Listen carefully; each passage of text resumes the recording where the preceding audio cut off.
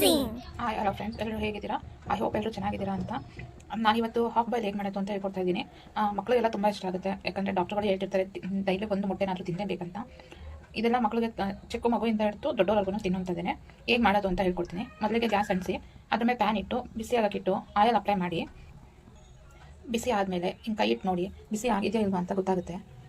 ಆಮೇಲೆ ಒಂದು ಬೌಲ್ಗೆ ಹಾಕೊಂಡಿರೋ ಮೊಟ್ಟೆನ ಈ ರೀತಿ ಹಾಕಿ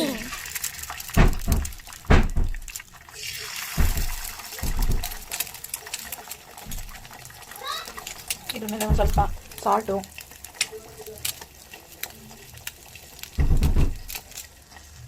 ಹಾಕಿ ಒಂದು ಸ್ವಲ್ಪ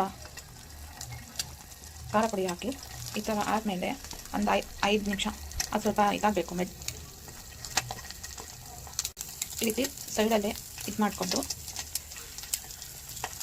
ನೋಡಿ ಫಸ್ಟು ಸುತ್ತ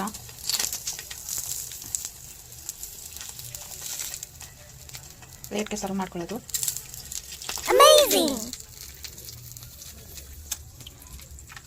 ಬಿಸಿಯಿಂದಲೇ ಮಕ್ಕಳಿಗೆ ತಿನ್ನೋದಕ್ಕೆ ಕೊಟ್ಟರೆ ಅವ್ರಿಗೂ ತುಂಬ ಖುಷಿ ಆಗುತ್ತೆ.